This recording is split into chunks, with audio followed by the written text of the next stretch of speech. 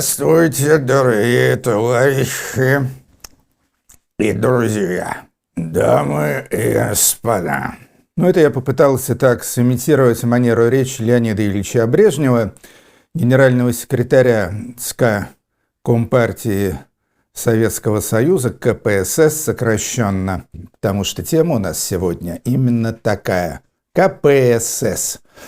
Я назвал ее еще по поговорке анекдотической того времени «набор глухих согласных». Как вы понимаете, глухие согласные – это буквы КПСС. Все глухие, все согласные.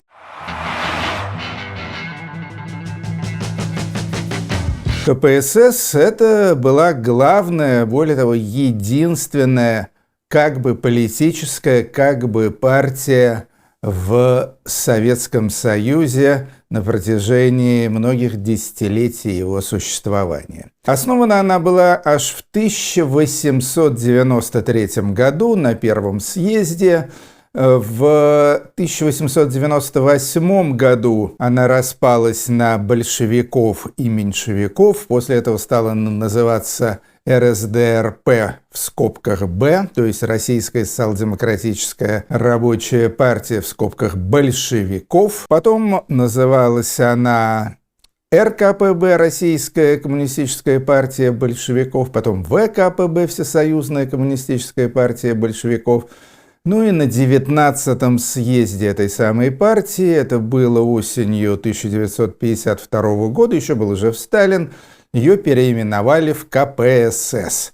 В общем-то, многим большевикам это не сильно понравилось, тем более вот эти две буквы СС в конце, но тем не менее переименовали, а жаловаться, конечно, на это было очень и очень страшно. Что же такое КПСС, или как ее в Советском Союзе попросту называли одним словом, причем писали это слово с большой буквы – партия. Что такое партия? На самом деле, конечно, КПСС была гораздо больше, чем партия в привычном международном понимании этого слова.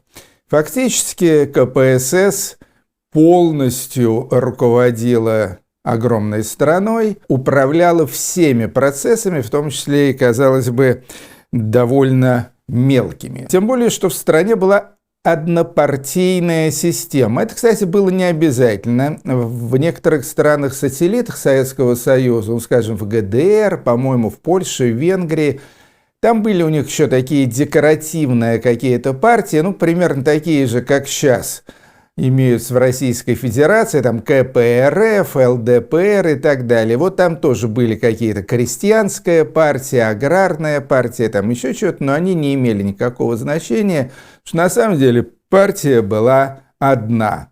Генсек КПСС фактически выполнял такие же функции, как президент в президентской стране, то есть был, в общем-то, главным начальником по всем вопросам. Потом эта партия разделялась, на республиканские партии, то есть были коммунистические партии Украины, Белоруссии, Латвии, Литвы, Эстонии и так далее. У каждой был свой первый секретарь, который фактически во всех этих союзных республиках исполнял такую же роль, как генерал-губернатор. Затем, естественно, были партийные организации и во всех краях и областях Советского Союза, где, опять же, первый секретарь обкома или первый секретарь крайкома исполнял такие же функции, которые, примерно такие же, какие сейчас исполняют губернаторы. Партия была важнее всех остальных государственных органов в стране. То есть она была важнее, чем Совет Министров,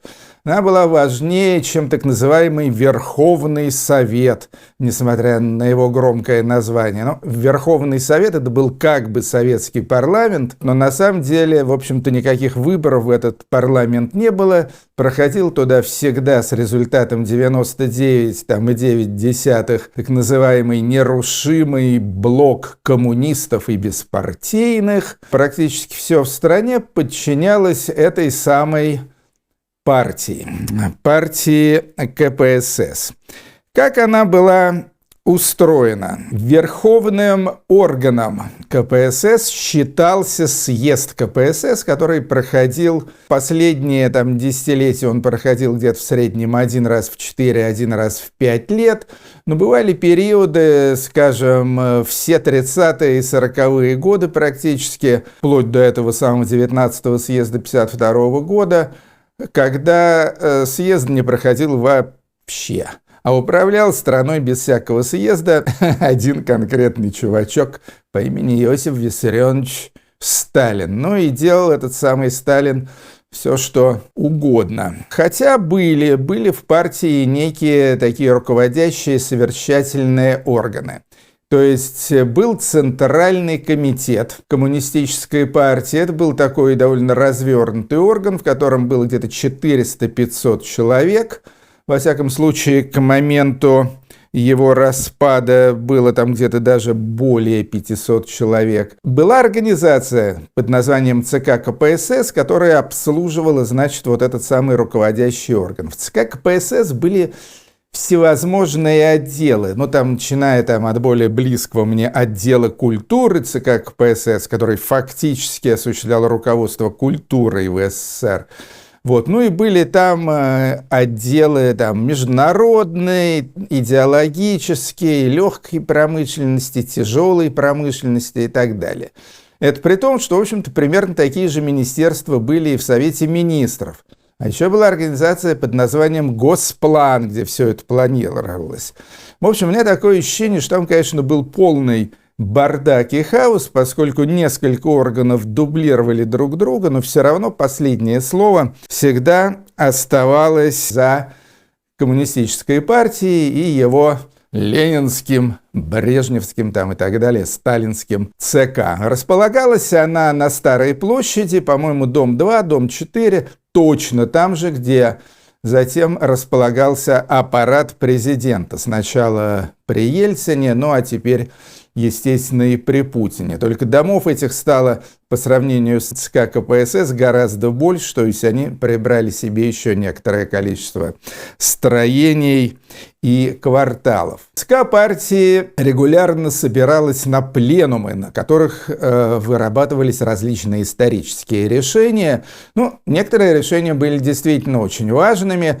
Скажем, в сентябре 1964 года на одном из пленумов убрали Хрущева, например, с первой генеральной позиции, его место занял Брежнев. Но чаще пленумы посвящались каким-то, конкретным вещам, скажем, промышленности или сельскому хозяйству, или идеологии. Единственное, что делало КПСС более или менее похожим на партию, так сказать, в привычном смысле этого слова, это то, что КПСС состояли члены. Более того, они даже платили членские взносы.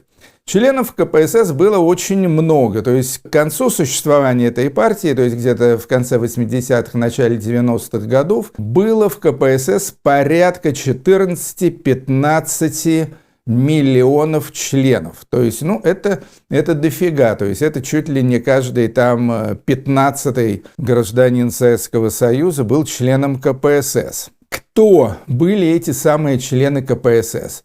Во-первых, это были все руководители советского государства.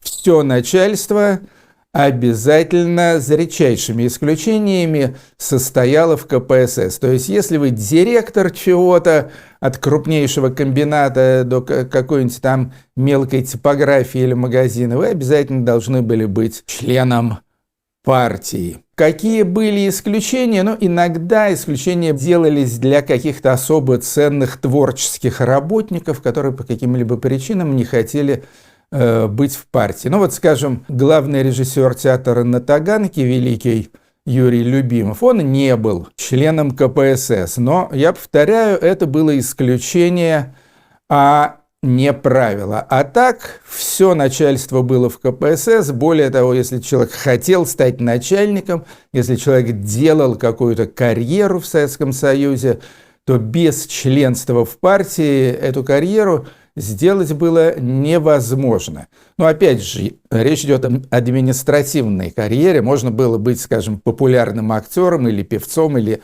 кем-то еще, скажем, Алла Пугачева. Алла Пугачева не была членом КПСС.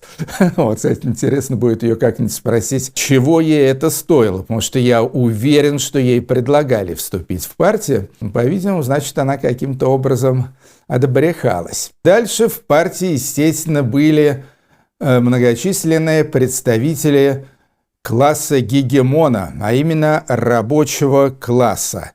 Поскольку, в принципе, считается, что коммунистическая партия – это, в общем-то, партия рабочего класса, то, естественно, было бы как-то неприлично, если бы в ней были одни чиновники-карьеристы.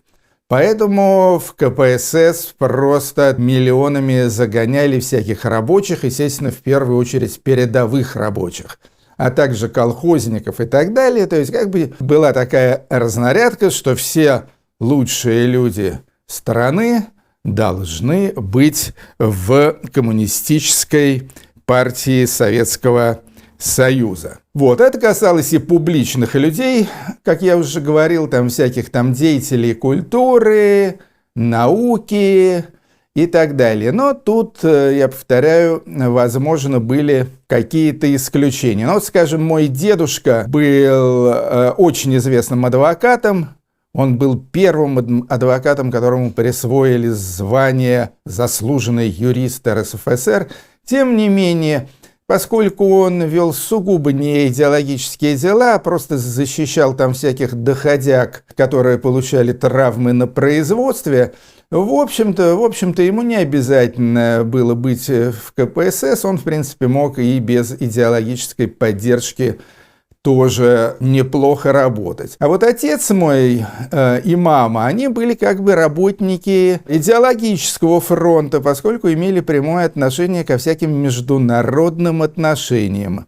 И вот они как раз были членами КПСС. Но раз уж я заговорил о моем отце, то отец мой вообще представлял такой очень редкий экземпляр в Компартии Советского Союза, потому что по молодости он был одним из очень немногих, я думаю, людей, кто действительно верил в коммунистическую идею. Он был убежденным марксистом, таким очень был правильным человеком. Потом, постепенно, когда он обнаружил, что к чему. Сначала, естественно, Сталин, 20-й съезд, разоблачение культа личности, потом пошло-поехало. В общем-то, он догматиком не был человеком умным. В результате стал, опять же, редчайшим в КПСС таким антидогматиком-вольнодумцем. За что и пострадал, в 1982 году был из партии исключен. То есть обвиняли его, по-моему, в троцкизме. И поперли, значит, его из коммунистической партии Советского Союза. Но это был, я повторяю, очень-очень нехарактерный, нетипичный случай. В основном все члены партии были в высшей степени лояльны. Собственно говоря, для того партия и существовала, я думаю. Во-первых, значит, пропагандистский эффект, что все лучшие люди страны – это коммунисты. Если ты хочешь, значит, быть на хорошем счету, то должен быть тоже в КПСС. Во-вторых, наверное, то, что членство в партии был рычаг или там инструмент управления людьми. То есть в том числе и орудием шантажа тоже. То есть я себе легко представляю ситуацию, скажем, если взять более близкие мне какие-то культурные сферы. Подходит к актеру, который, может, там даже заслуженный артист РСФСР, и говорят: Иван Иванович, вот вы в спектакле «Большевики» в театре «Современник» играете Владимира Ильича Ленина, а сами не в партии. Ну как же так получается? Короче говоря, вынуждали Ивана Ивановича, заслуженного артиста, значит, идти в партию. При этом еще говорили: если вы хотите получить народного артиста, это уже более высокая ступень признания, то, конечно, тут только если вы будете членом КПСС. Соответственно, значит, становился Иван Иванович членом КПСС, даже если ему этого не особо хотелось. И потом, скажем, мог с ним вполне быть такой разговор: Иван Иванович, тут надо подписать одно письмишко вот за то, чтобы вашего, так сказать, горе-коллегу, там, скажем, Юрия Любимого или там Андрея Тарковского, режиссера, чтобы его, значит, выслать из страны, потому что идеологически вреден. Подпишите, пожалуйста, это коллективное письмо, все наши, так сказать, ведущие деятели культуры это письмо подписывают. Иван Иванович говорит: нет, я не буду, я знаю Петра Петровича, он прекрасный человек. Я не хочу, чтобы его, значит, депортировали из страны как антисоветчика и так далее. Ну как же так, Иван Иванович, тут же ему говорят: вы же член партии. Партийная дисциплина, извините меня, партийная дисциплина. И вот при словах партийная дисциплина Иван Иванович тут же понимал, что если он будет противиться партийной дисциплине, то, в общем-то, из партии его вполне могут исключить. Это называлось «положить партбилет на стол». Придется ему положить партбилет на стол, а это уже чревато всяческими нехорошими последствиями, то есть, фактически это черный билет. Выгонят с работы, скажем, из театра, не будут снимать в кинофильмах. Был такой инструмент очень и очень убедительный, скажем так, и за это, в общем-то, многие талантливые, вообще говоря, симпатичные люди, и писатели, и артисты, и художники, и ученые, и так далее, в общем-то, они все тоже вступали в партию. Партия, в общем-то, была, конечно, такой очень однородной массой и очень конформистской по своей сути. Поэтому, на самом деле, мне вот до сих пор как-то кажется удивительным, что смог там как-то вырасти, выпистываться такой персонаж, как Михаил Сергеевич Горбачев, который, как известно, затеял всякие довольно глубокие реформы, перестройку, гласность и так далее. Я думаю, что это произошло все-таки в первую очередь не столько по каким-то идеологическим, тем более кадровым причинам. Произошло это из-за совершенно отчаянной ситуации в тогдашней советской экономике, отчаянной ситуации с войной в Афганистане и так далее. То есть надо было что-то менять, и поэтому сделали члены Политбюро, да, еще был такой орган, я забыл сказать, Политбюро. Это вот такая вот как бы высшая каста, элита партии. В Политбюро бывало, где-то так от 10 до 15 человек. Там еще были кандидаты в члены Политбюро. Это были как бы главные коммунисты. И вот однажды Политбюро, значит, выбирая между Горбачевым, как бы реформистом, и Романовым, это был первый секретарь Ленинградского обкома, который был консерватором-сталинистом, выбрали Горбачева. К чему это привело, вы все знаете. Надо сказать, что первым делом, точнее, не первым делом, в общем, начались, естественно, в обществе дискуссии, коммунисты долго не сдавались. В конце концов была отменена знаменитая статья Советской Конституции, где было написано, то есть вот в основном законе страны было написано, что коммунистическая партия является руководящей силой советского государства. То есть все. В Конституции записано, значит, иначе нельзя. И вот эту статью где-то, по-моему, в 90-м или в начале 91-го года, уже сейчас не помню, ее отменили. А потом был известный путч, где коммунисты, значит, проиграли, их карта оказалась бита. И, по-моему, в ноябре 91-го года Коммунистическая партия Советского Союза приказала долго жить. В общем-то, произошло это очень быстро.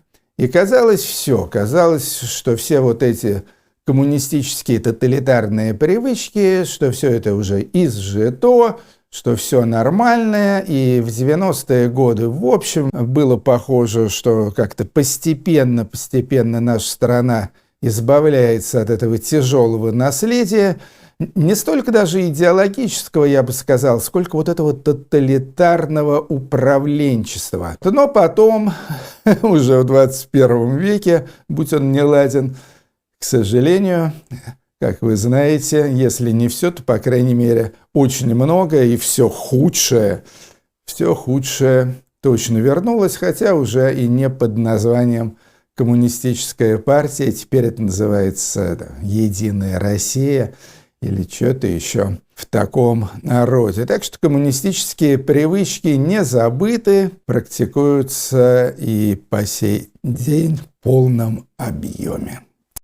Это была очередная серия популярной советологии, серия, посвященная Коммунистической партии Советского Союза, КПСС. Кстати говоря, помимо КПСС как набора глухих согласных, еще переводили КПСС, например, как «Кампания против Сахарова и Солженицына». Счастливо! И следующая серия у нас будет посвящена комсомолу. ВЛКСМ, Всесоюзному Ленинскому коммунистическому союзу молодежи. Так что готовьтесь.